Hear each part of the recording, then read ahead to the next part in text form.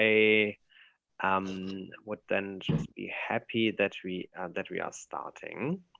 There's still people joining, but still, let's do the one thing which is really important for every single workshop. And who knows what this is? The Energizer. The Energizer. So please activate your camera and stand once up. Unfortunately, I can't see you at the moment. I'm not sure why this is happening.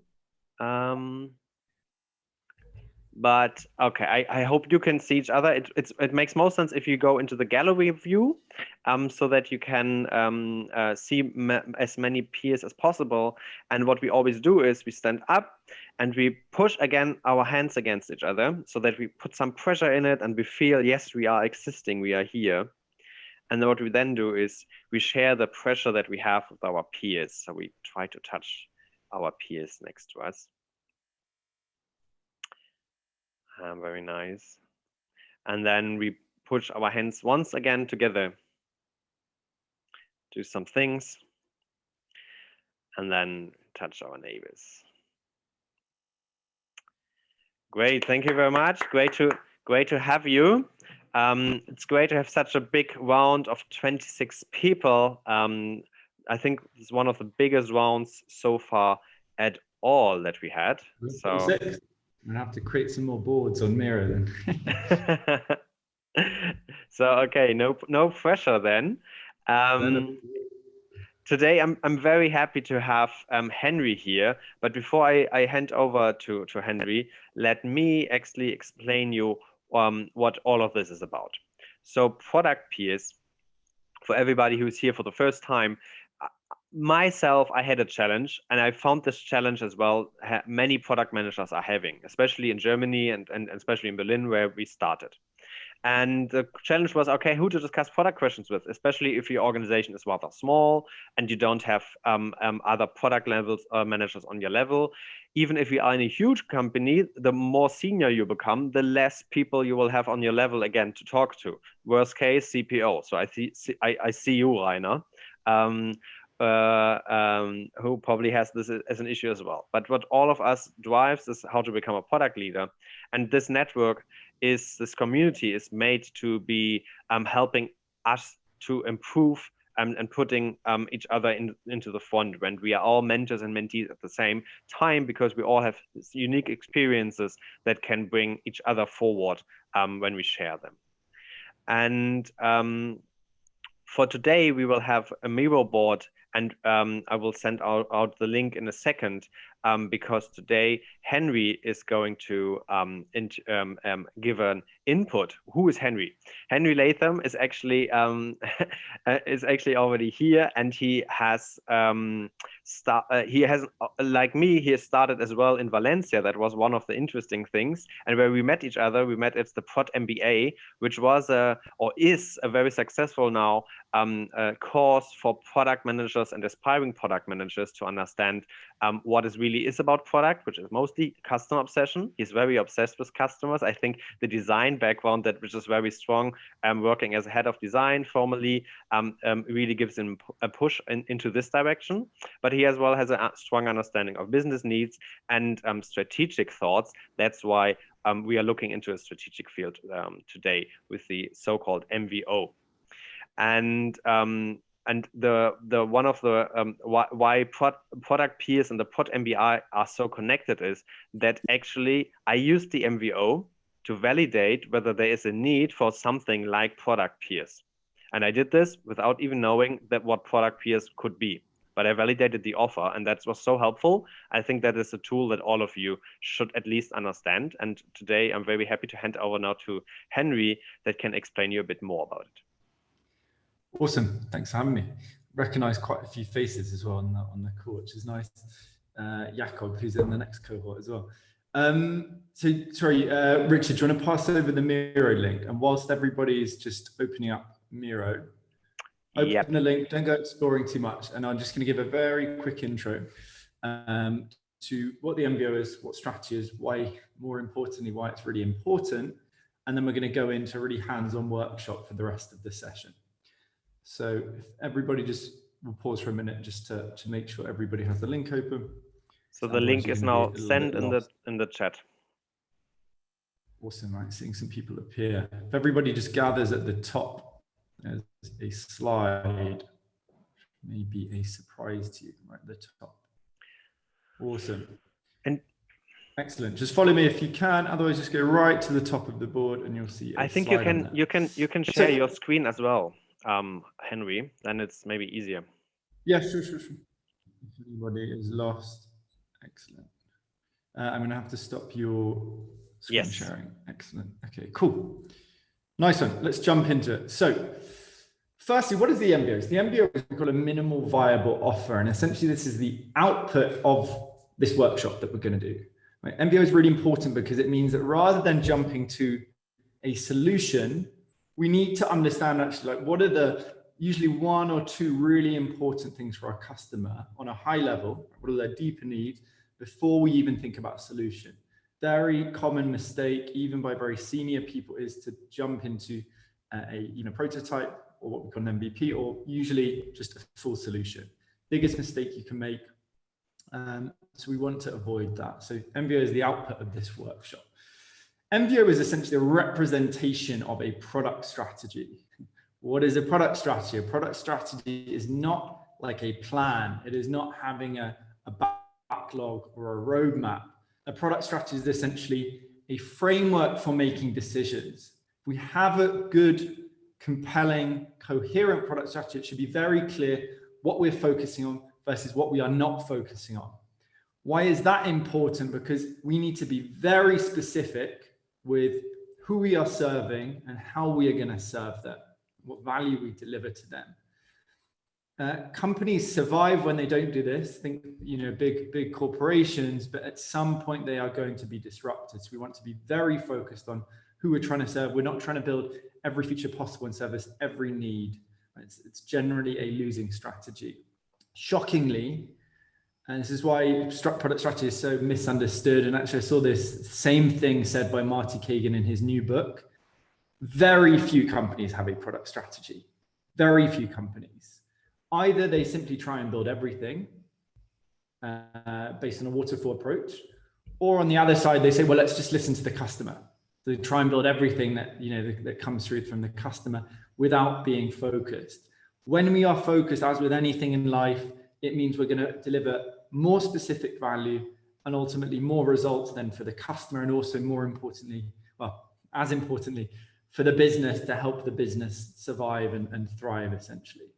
So 3 examples of product strategy in practice, so this is really clear. First one is a company called Superhuman. We're going to go into the example of this later. Superhuman is an email application launched 3-4 years ago. They are outcompeting Gmail for their target audience, right? Busy tech executives. They're outcompeting Gmail with an email application.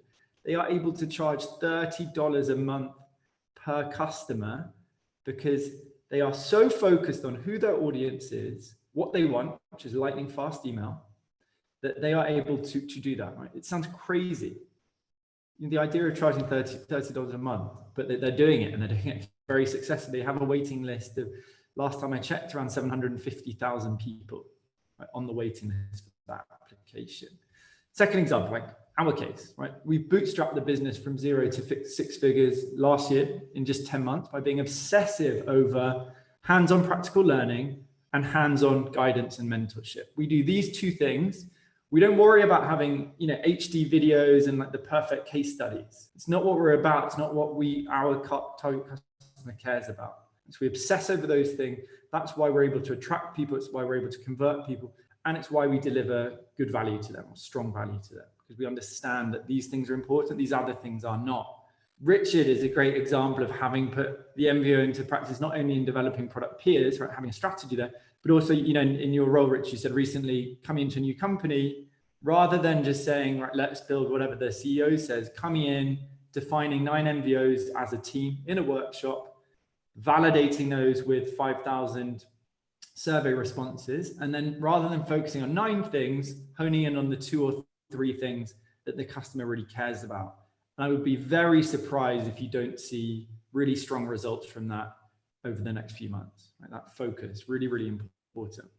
So how do we actually define a product strategy, validate it, and also importantly, align stakeholders around it in practice?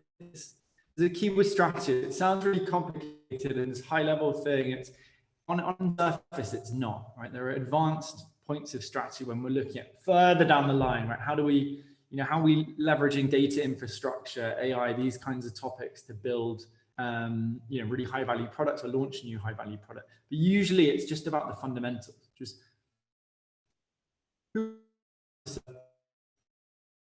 and then what makes sense for us to pursue as a business. So if everybody goes down to PSD workshop, so if you zoom out even, this template, lots of things in there. You don't need to worry about that today. All we're going to do is do a taster of this workshop. So what I'm going to do now, just give you a quick overview of how we run this in a team setting. And then you'll see right at the bottom, there's about 30 boards there for everybody to participate in. We're just going to do the sort of core steps from this. So let me show you how this works. So we have some steps here. First one is, we go to PSD workshop step 3. Obviously, we need to define a goal, right? What are we here to do?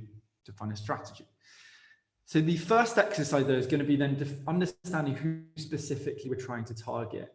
Usually companies have this sort of, user persona somewhere on Google Drive.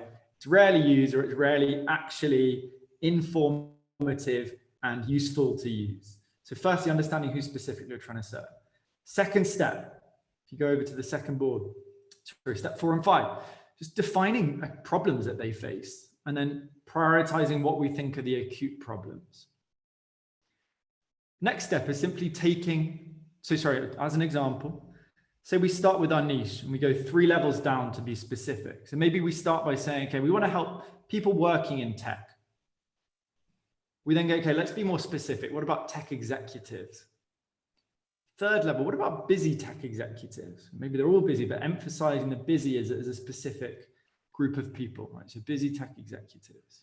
Henry, talking about busy, I'm getting a bit dizzy by seeing the busy mouses of all of the product peers. It's great that there's so much activity, but maybe you could switch them off. It should be on the top, the small arrow. Yeah, exactly. Yeah, thanks. Adds a bit of focus. Yeah. So imagine we have these busy tech executives. And what's their problem? Ultimately, it's saving time. I mean, that's a sort of high-level desired outcome they're looking for. So then we take busy tech executives and we just brainstorm some problems, right? What are the problems they're facing there? Could be like, like a strategy, meetings being too long. What about email taking 2 to 3 hours per day? In a group setting, we then vote on what we think are the most acute problems, most addressable as well. And then all we do is we take 1 or 2 acute problems and we flip those into opportunities. So for example, if email's taking 2 to 3 hours per day, what's an opportunity we could offer? Fewer emails, right? Hard to solve, but it's an idea. What about lightning fast email service? Everything's done really quickly. Again, we would vote on that in a team setting to see what we think is the best opportunity for us as a business for an acute problem. And then all we do is we take these elements that we've defined earlier, right? Our niche, the desired outcome, and the offer, the opportunity there. And we just put that in a sentence, right? What we call the MVO, the minimal viable offer, which is essentially broadly, right, and you can adapt this, we help busy tech executives save time with a lightning fast email service. Right? That is the MVO, and that is what we can then take through to validation in the final step. Usually, as Richard did, sending out a survey to validate which MVOs are most valuable to our customer. Secondly, done with outreach. If you're in line, add people from your niche, start a conversation with them, see whether they're engaged with it, and then send them through to a website where we have the value proposition on there, so the MVO on there, essentially, to see, do people sign up for this offer? Is it something they're interested in? We do that with a Typeform just to start. So really, really simple. And that's it. So we go from, okay, who are we trying to serve? What are their problems? Flip problems to opportunities. And then we package that in the MVO to go out and validate, to say like, yes, okay, we've defined a strategy. We've aligned everyone around it through voting. through the brainstorming and voting, and then we're going to go and actually, more importantly, go and validate that, yes, this is something of value to our target customer. And it's as simple as that. So rather than going to questions now, we're going to jump into a live version of this, where I'm going to be giving everybody, well, I'll try to give everybody feedback, as many people as possible. So we're going to do a lean version of this, just so you can experience what this is like. And then at the end, what I'll do is we've put together actually like detailed training of this, so you can get access to that as well. I'll send that through Richard at the end. So what are we going to do today? For the next half hour, we're going to do 3 quick exercises. So everybody on the call is going to start by defining a target customer. What do we mean by that? It means you're going to start with like a broad customer. You can take this from your current company. Better, think of any problem you've faced, any problem a friend has faced in the last couple of weeks, and use that, right? So you're sort of getting this strategic muscle thinking rather than just copying maybe what already exists in your company. So you go 3 levels deeper. One important tip here, as you go more specific, make sure there is a reason. So if you're going, okay, we're going to take tech executives, and you go, 30 to 40-year-old tech executives, why is that relevant? If it's maybe, okay, we're going to go tech executive, then female tech executives, why is that relevant? Well, because in that case, there are probably different challenges that are faced by these 2 groups. So it makes sense. So be specific. Don't be specific for the sake of being specific. Make sure there is a reason, that your specific niche at the end has problems that are unique to them that need addressing. So we're going to do that for 10 minutes. I'm going to give everybody feedback on that. What we're then going to do, we're going to take just 5, what I think are 5 good, clear niches forward. And those 5 people are going to just write out a couple of problems there. Just a 5-minute exercise. What are the key problems they're facing? They're then going to take just one of those problems for today, copy it in the relevant card, and then write out, flip these into opportunities. So email problem, email taking 2 hours per day, acute problem. How do we flip that? Maybe lightning fast email service, for example. And then if we have time at the end, I'm going to package that and just show you how we simply put the pieces together to form an MVO for those 5 people. So let's jump into it. And if there's any questions that come up, feel free to speak out as well. This is a safe space. This is exactly why you're here. It's just to practice this kind of thing. Ultimately, we want to put these things into action. So any questions, any doubts, voice those, or you're never going to use this, waste of everyone's time. So let's jump into it. I'm going to set the timer for 10 minutes. Everybody come down exactly as Dimitri has done, you can see here, and just take a board. So just select the top card so it's very clear who's starting on what. Excellent. Good, good, good. Top row is free as well. Nobody's on the top row. That's it. Good. Raina, go for the first card. Nobody's going to go for it. Good, Jakob. Excellent. So we're going to start 10 minutes, just going specific on your niche. I'm going to be reviewing these, adding feedback as we go as well. Time has just started. Again, any questions, just voice out and I'll respond. This is the most people I've done. We did it with 18, but not with 25 or 30. Okay, what have we got? Home plant owner, busy, don't just copy, right? Home plant owner to busy home plant owner. Why is that relevant? If it is, fine, but make sure it's, so what home plant, maybe confused or, uncertain, right? Maybe it's the first time they've tried to do home planting, for example. Busy might make sense. Yeah, you're right. Maybe it's about, they want 1 minute a day just to make sure their plants are still alive. What have we got next to that? Language learners. I'll wait until we get a bit more detail. Good. Dog owner, new puppy owner. Excellent. Great. Very different problems, right? From a dog owner to new puppy owner. Even that could be your 3rd level, right? You could go puppy owner and then new puppy owner. First time puppy owner, for example. Good. What else have we got? Francesca. People working in real estate business. Mortgage brokers. Yeah, good. I would even start maybe with mortgage brokers as the top level, potentially. I think you go quite specific.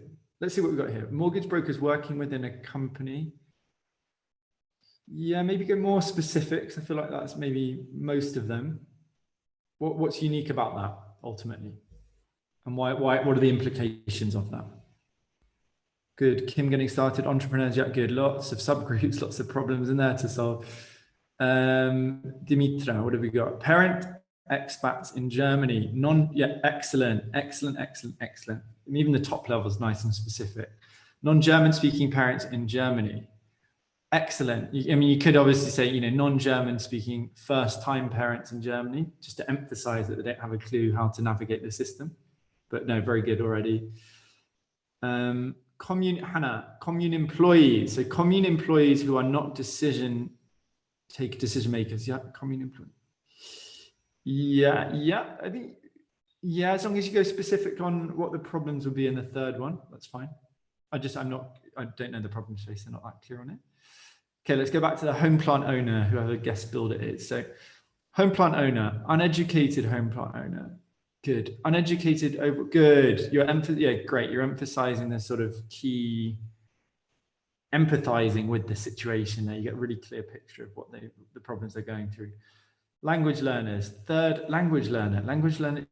Okay, this is interesting. So you've got language learners. Third, i.e., I imagine you mean they've already learned a language before, so they have experience. Yes, exactly. Good. Eva, okay, great. The third level, why is that really a key? It's fine to do that, but obviously we want to think ahead to the problem. Like, is there a more acute problem? Like, for example, third language learners who want to systematize their way of learning languages, for example. See what I mean? It's multi-device. It's like, yeah, sure. That's, you know, maybe that's a problem, but is it acute? All right, let's see what Reina has. E-commerce companies, B2C e-commerce companies in growth phase. Yeah, good. Yeah, specific problems there. Yeah, you could even go more specific on like where are they at? Is it like pre-product market fit? Is it post? Have they just like, they've just raised Series A, for example? They're focusing on like, firstly, the growth plus managing company expansion, these kind of topics. I just wanted to try out if it also works for for B2B offer. For B2C, yeah, it works right. obviously, in that case, you'd think about the two players. Yeah. If it's B2B, like decision maker plus who might, your final customer might be. But good. Sorry, someone's used it accidentally. So, fashion shopper, passionate about fashion. Yeah, good. So a passionate fashion shopper, and then follows lots of fashion influencers. Yeah, so someone that's passionate about fashion. Who are they? Two different things? No, somebody who's passionate about fashion, but does that through the medium of influencers. It follows up. Yeah, it sort of works. I think you could.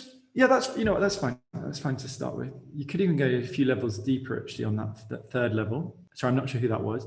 What have we got? Gaurav, police officer, those working in a control room. Police officer working in a control room. To non-supervisors. Sorry, control room, Gaurav, does that mean, they're on their phones kind of thing? Non-supervisors, 112 call takers. Good, yeah, I mean, the last, doesn't matter. Last level is very nice and specific anyway. Good. Who have we got here, Michal? Active people that do sports. Active people with a regular, yeah, good. So active people who do sport, who struggle to do it regularly. Active people with a regular practice who like to make sport. Good, excellent. Yeah, really, really nice actually. Sorry, I'm not sure, is that Michal or Gaurav? I'm not sure who did that, but nice work.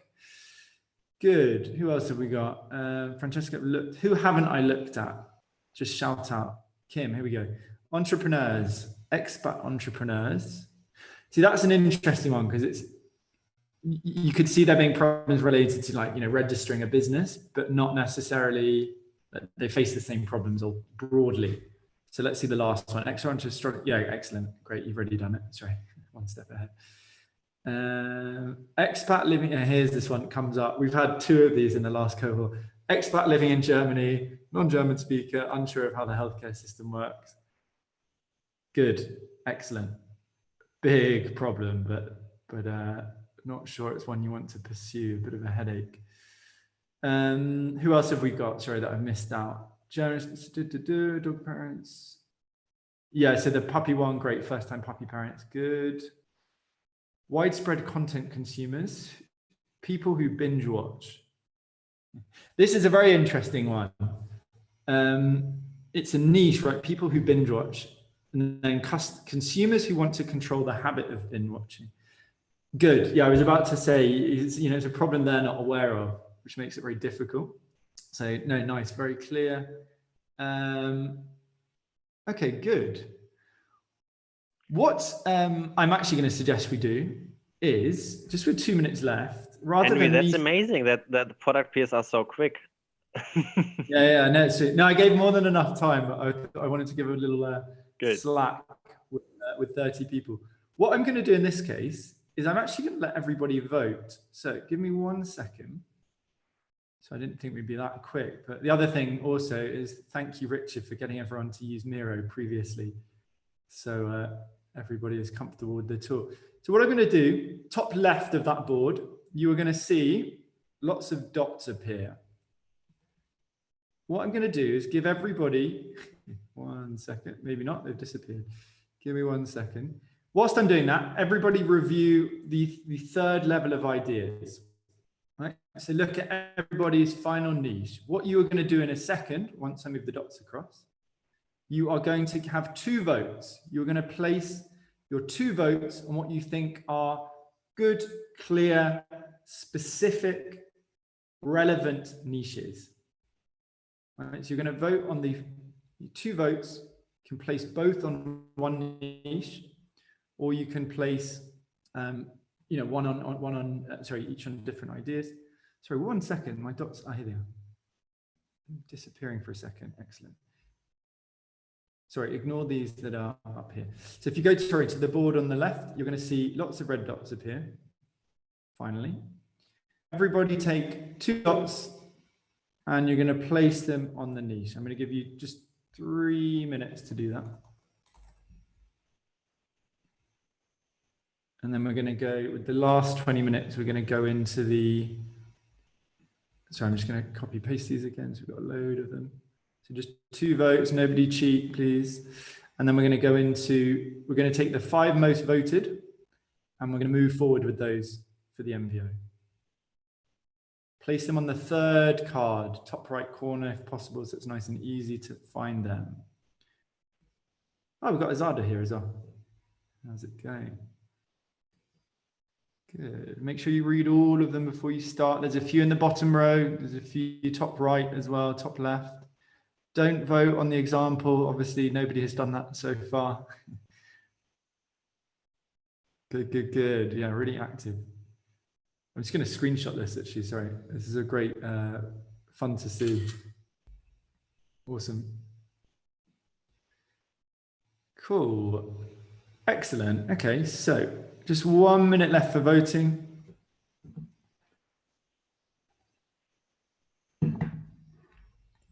Let's see if we've got any clear winners. What have we got? We got a, it's funny the ones that come up.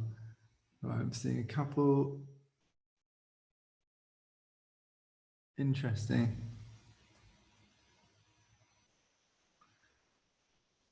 Very interesting. Try not to go just for the obvious ones as well. I mean, it's fine for today, but we want to start practicing building our strategic thinking muscle as well. Cool. Okay, so just last 10 seconds of voting. Don't worry, you don't need to use all your votes. Fine not to, better not to rush. So that we start with good ideas. Generally though, great, I mean, really, really good actually, really, really impressed with some of those. So obviously product peers is doing good work here. Excellent, right, we're gonna stop the timer. Everybody, I'm just gonna hide your mice for a second.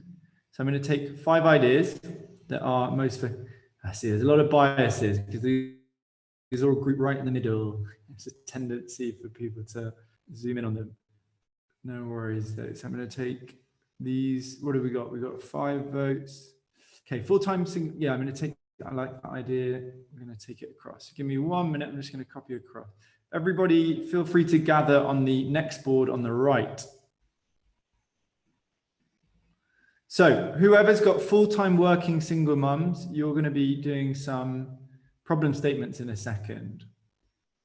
And then we've got, right, so we've got first-time puppy parents, language learners who struggle to systematize learning, uneducated, overwhelmed home plant owners. It's really lovely and very concrete niche, so nice. Yeah, no, really, really, exactly. Much better than the last group I did this with. And I don't always say that. Right, so everybody just see whether you have been included. So of the 5, congratulations, you have what at least the group considers good ideas. So 5 of you, what we're going to do, I'm going to give you just full 5 minutes. So we've got whoever did full-time working single mums, just click on your card so I know who it is. Azad, good. Full-time working single, you've done the exercise before in the ProdMBA. So full-time working single mums, fine, I'm joking. Second one, Commune Employees. That was Eva, wasn't it? And then first-time puppy, sorry, Hannah. First-time puppy parents. Number 3. 4, language learners who struggle to systematize learning during their free time. Good. 5, uneducated, overwhelmed plant owners. So you're going to have 4 minutes, just those, everybody else just observing, but feel free to think of your own ideas, like write down your own ideas on paper, for example. Everybody else just observe those. So you're going to write down, may even take 30 seconds, may take 5 minutes. Just write down 2 to 3 problems that this person faces. Right? Acute problems. Acute, what do we mean by that? Things that keep them up at night, like really, really frustrate them, worry them. Make it clear. You've got lots of observers writing, words matter, to make it crystal clear what that problem statement is. Don't just put 1 or 2 words in, unless 1 or 2 words, is clear. So try to make it really clear for anyone that's reading in the background. Whilst we're doing that, just anybody else, any questions on the framework whilst those 5 are busy working away? Everything clear so far? Good. Maybe one question, Henry. How do I actually know whether the niche that I selected is important enough, so to say? That really worth it to take care about it. Comes down to the MVO. So it's going to be, we're sort of like filtering and stress testing at every step. So it's okay, we do the 3 levels to force ourselves to go specific. Then we're doing the acute problem exercise. And when we do this as a team, we would also be as we did earlier, we're going to be voting on the niche. We're going to be voting on. So just imagine we start, okay, we have a company like Flightright. You start, everybody, you all have an idea of who you're trying to serve, right, as a company. But you're all going to write a different variant of who your niche is, and you're going to vote on what everyone considers the best, most concise version of that. So you take that forward. Then you're going to vote on define acute problems, vote on acute problems. Same thing with the opportunity. Then the most important step is surveying, as you've done, or the landing page, right? So it's going to be reaching out, let's say, to 50 people from your niche on LinkedIn or Facebook with your new headline, with just a Typeform landing page with the MVO statement and a sort of start now. And you're just measuring, if 10, 20% say sign up or interact with that Typeform, then it's an indication that they have the motivation to learn more, right? They're motivated to solve the problem, or they're interested in the value you offer. Great. It's not not a perfect science. I think user research is never a perfect science, but you're looking for signal all the time, right? And developing insights as well. The more you speak to people, the more survey results you get, for example. Good. Okay, just 30 seconds left.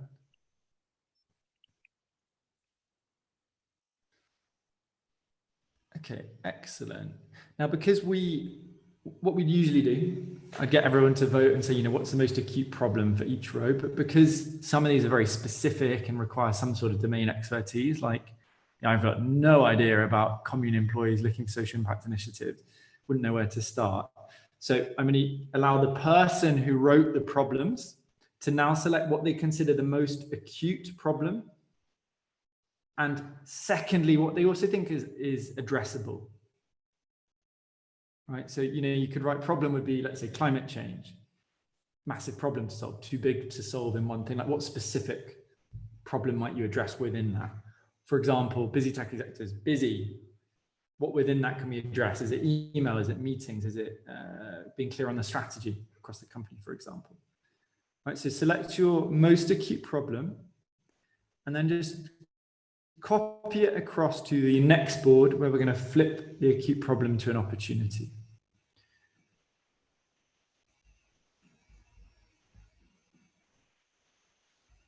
Good, good, good. So I'm just going to observe again. So let's take these across.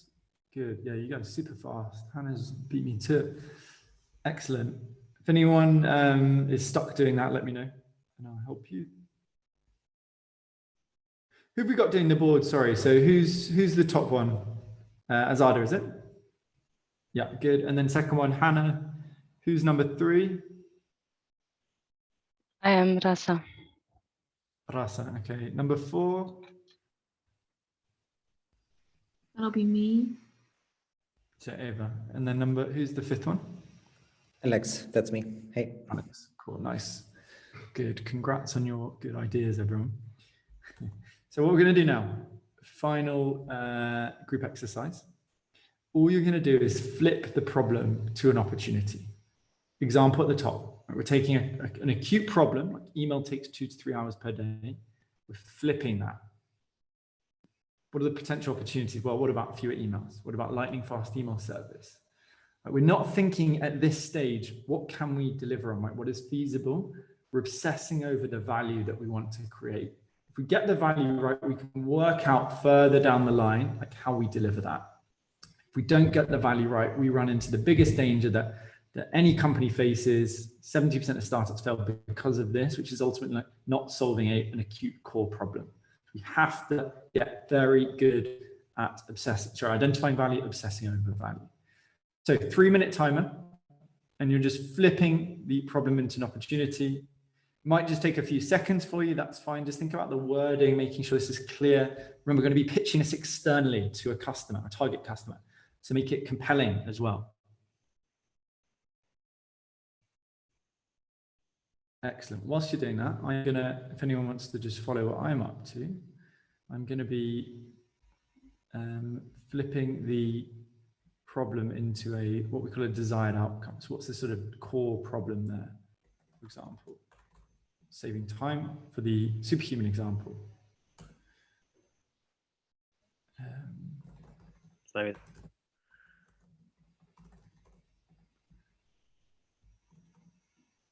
this is what you do as a facilitator as well, is just nudge the conversation in the right direction, like clarify anything that's not clear. is it like orienting people?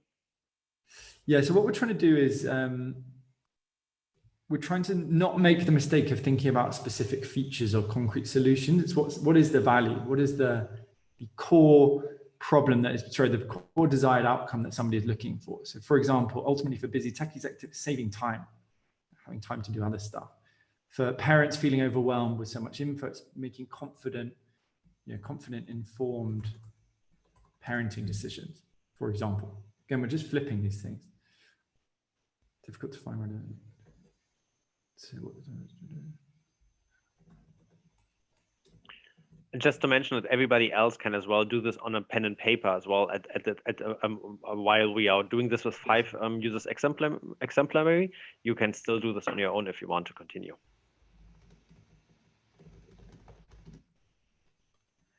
Here's an interesting example as well that I'm looking at. Okay, so we've got the puppy problem toilet training. What's the problem? It's annoying clearing up the pee, but I think, what's the deeper problem? It's really about enjoying their dog, right? Not being frustrated by the dog. So the deeper motivation behind this. The second one was, sorry, the niche was, let's have a look. Language learners, okay, good. So anybody want to have a hint at what do you think is the desired outcome with the language learning? That sort of core desired outcome they're looking for? Be able to go to a date, on a date in the language with somebody from the language. I don't think, it's maybe around social. You laugh at it. It's around is it around social validation or sort of sense of self-worth, these kind of things, progress? Yeah, I mean, like even I think so. I mean, because when you learn a new language, you showcase your ability to learn new things, number one, and also be like portrayed as someone who has higher intellect when it comes to like on a general platform. Exactly. Might be wrong here, but yeah, it always comes back to something around like tribe, social status, like wealth, security, happiness. Good. Okay. So let's see what we've got. So whilst we're doing that, whilst I'm just going to set up the next step, could the participants just select, you could also add one or two more ideas if you'd like, just select the opportunity you think would be the best opportunity to pursue as a business. Where do you think there's lots of value? Where do you think roughly at this stage that there wouldn't be like feasibility challenges that would be impossible to overcome, for example? Imagine your company, or imagine you're starting a team, up to you how you want to define that. And just separate it to the right over here for me. In 1 second, I'll be moving all of this across. And then if everybody else, feel free to go over to the last stage. And great, yeah. In the last 5 minutes, we're just going to define a few of these MVOs.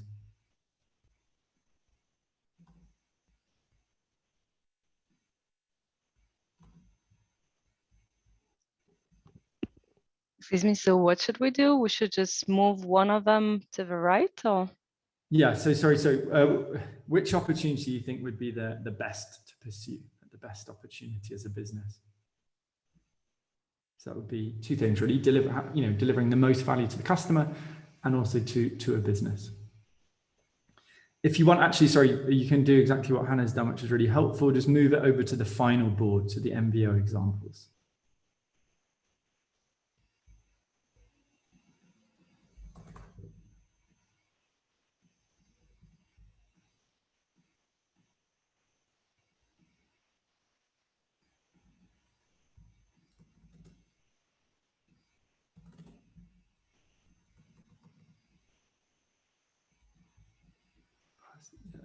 Awesome.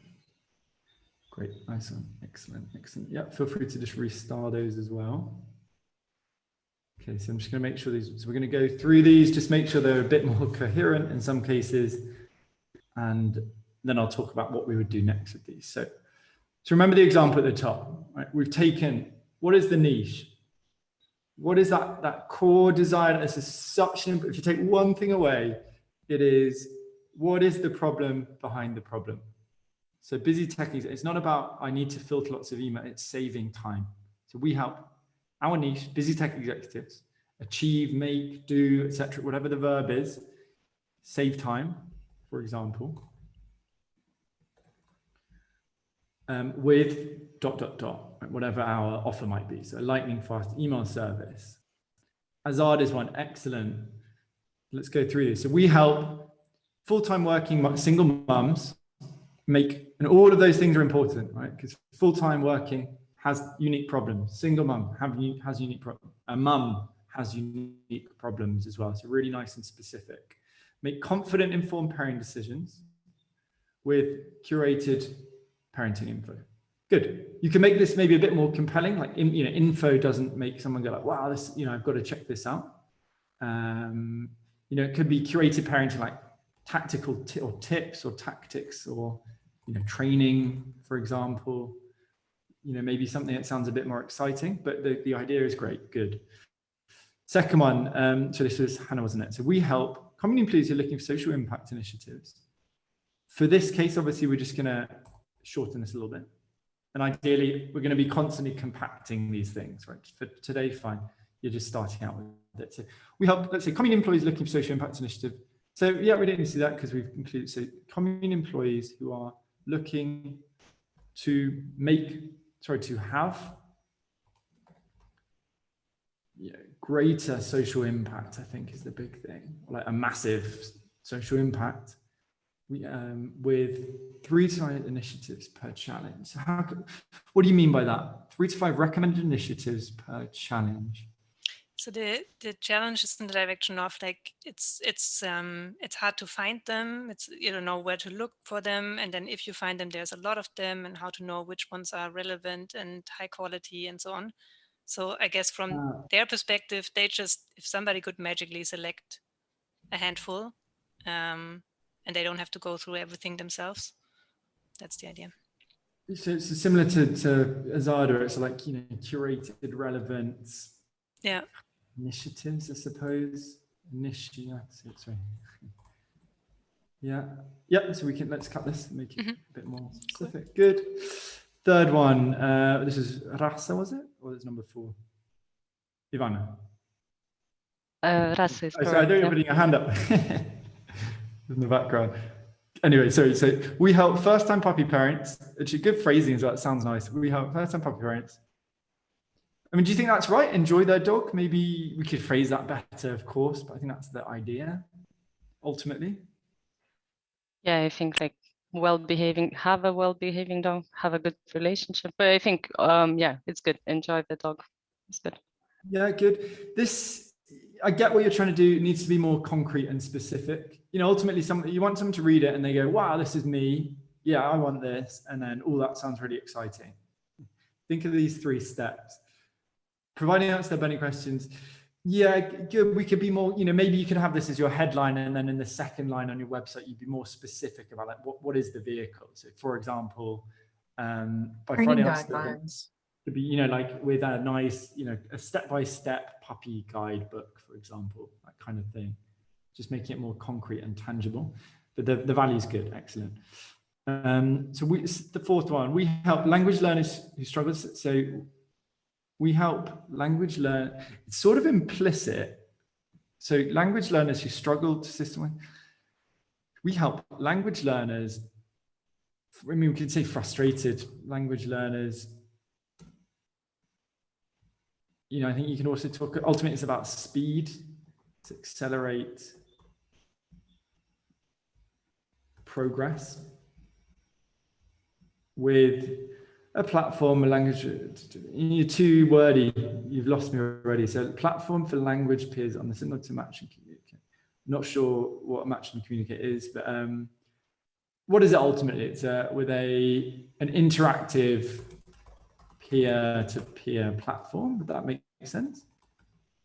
Yeah, I guess you got where I'm from, but I think I sort of shot myself in the foot at the first place with the too big of a problem. But then I think the inspiration came from the social kind of factor, and then I thought maybe good. I mean, what is the social factor? That is your unique value proposition, right? That's your unique, what we call a unique insight, which drives good products. It's an understanding that, okay, the market is like this, where it's, you know, school is ridiculous. You sit and just try and memorize words for language learning, or you're expected to go and sit in A2, A1, A2, etc., sitting in a classroom, not really engaging, not really speaking. Like, it doesn't work. Like, there's a lot of data on that now. So your unique insight is a sort of interactive peer-to-peer element, social side of thing. Actually, an MVO that came up in the current cohort as well, with Peter, actually, I think he's part of this community. Peter Fessel. So yeah, so this is important. I think, you know, immediately when I read this, I think it sounds, my fault, I've made it too sort of generic for all language learners. You could go really specifically on, you know, those learning their second or third language, for example, just to go more specific for that group of people. On the assumption there is that they're going to be more advanced or more effective in language learning. So it makes sense to focus just on them, for example, as a peer group. They're going to share tactics on, you know, memory palaces and all these sort of more advanced language learning techniques, rather than, you know, how do I order a beer in Spain, this kind of thing. So I think it makes sense to go more specific here, and then you've got a really nice MVO. Final one. So we help uneducated. I wouldn't call them uneducated in the statement. I know what you mean. It sounds a bit rude, but yeah, I know exactly what you mean. I say overwhelmed. It implies that they don't know what they're doing. We help overwhelmed home plant owners enjoy cozy place.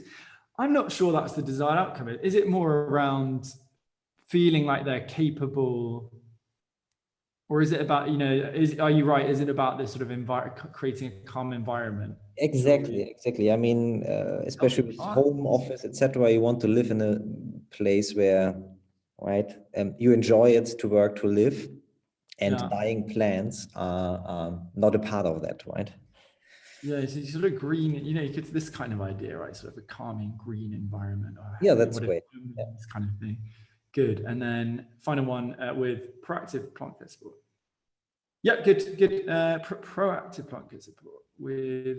Not sure it's like that, but like education, I think is one way, but I think. Good. And again, I'm sorry to interrupt, Alex. A great example, as with the last one, like your unique insight is this emphasis on, you know, yeah, there's loads of written resources out there, and you can go and find, you know, go and Google stuff, but there's not this slightly more sort of proactive, hands-on, whatever the verb or whatever the adjective is.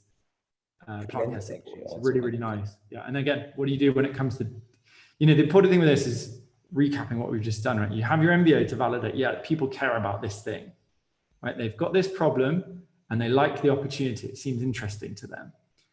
Now, so yes, that's going to define, we want to go in this direction as a company or as a team. Ultimately, you need to translate that into roadmap as well, like what we're building. What do? You focus on this, where coming back to the beginning, why we call this the one decision which solves 1,000. If it's really clear, it's communicated, hey, our value to our customers is, for example, proactive plant care support. You're not going to get, so firstly, it's easy. I'm just going to close that down. It's going to be easier to make decisions on prioritization, right? Because it's simply go like, will this help us provide more proactive plant care support? If not, we don't do it. If stakeholders come to you and say, hey, I've got this really nice idea about like, you know, let's introduce like more exotic plants to our offering. You've all aligned around this value proposition of proactive plant care. So does it tie in with that? No. If not, fine. You know, if we change strategy or introduce a new strategy, a new product team, like we can focus on that thing you've suggested, but we've all aligned as stakeholders on this other thing, proactive plant care support. That's where we see the value, not just in like building the right thing, but continuing to just keep us focused and moving in that direction. That's ultimately the core value of the MVO there. Good. So we're just going to wrap up there. As I said, it's just a taster of the framework. I think you see it's easy. So product strategy is not super complex. When you go further down the line with a much more mature product, it is complex.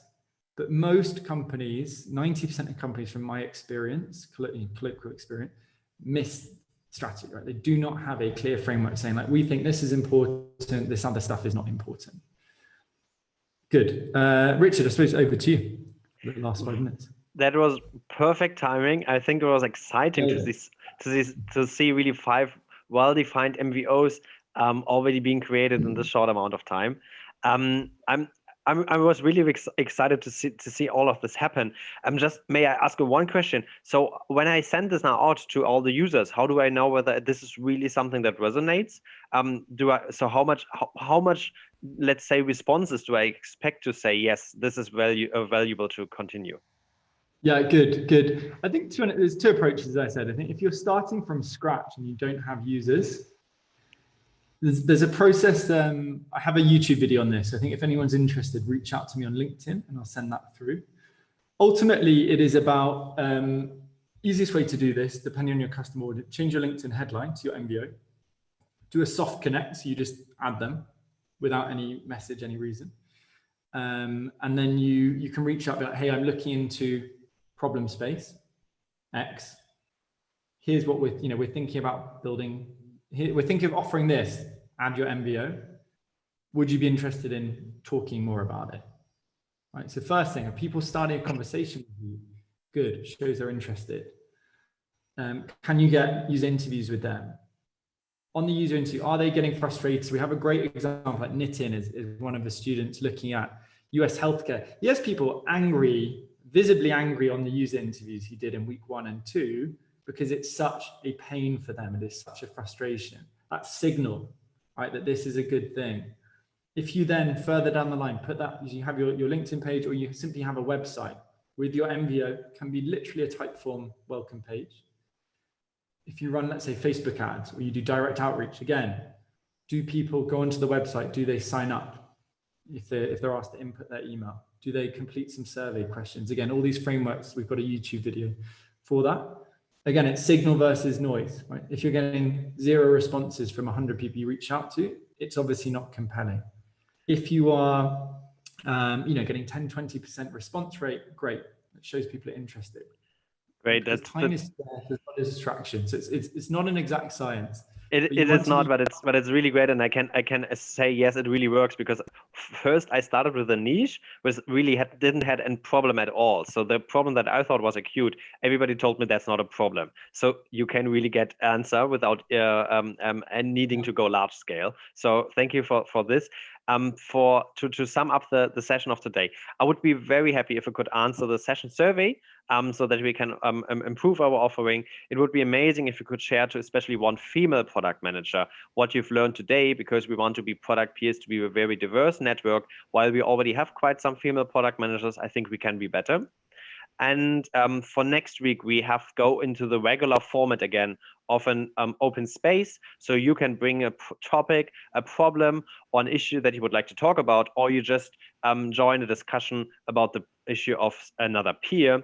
And that's a great offer from you, Henry, as well. Everybody who joined here today, when you visit the link productmastery.co, you will find a 7 days MBA, which is like a tasting of his full-fledged MBA, which is around 6 weeks, if I'm not correct. Yeah, 6 to 8 weeks. We cover in the mini MBA, we cover a lot of these kinds of frameworks. So it's like a 7-day email series essentially. So you get some value there. The YouTube video is also linked in day 2, I think. But best thing to do, reach out to me on LinkedIn. Any questions on, again, ultimately from our side, like we want you to put this into action. We don't want you to sit in a clubhouse or watch some YouTube video and never do it. I think product growth comes from doing things in practice. So reach out to me with any questions at all. Like more than happy to help and sort of send over resources to you as well. Great. And usually I use the recordings, not what happens in the breakout rooms, as we didn't have really breakout rooms today. I could imagine that we use this video for showing, okay, what this all works in public, but I would like you to be able to say, no, I don't want this. So I would like to ask you to either now in the chat, send me directly if you wouldn't like to see this video published. There's good reasons for this, GDPR and so on. If I don't hear anything from you to now, or just send it to me in the next days. If you don't like to do that, we will not publish it, and we only publish the beginning, the introduction. That's totally fine. If not, we will try to publish it, because I think that's something, the MVO is something that the world should know about. Good. I also agree with that sentiment. Then thank you very much for all your active contribution. And I think it was lovely and exciting to see all of this activity and busyness. And I'm happy to see you next week again, and have a great weekend. Bye-bye. Ciao. Thanks, Henry. It was amazing having you. No, Thank good. you. Very happy to help. Thank you. Bye-bye. Thank you all. Thank you. Bye. Bye-bye. Bye. Bye-bye.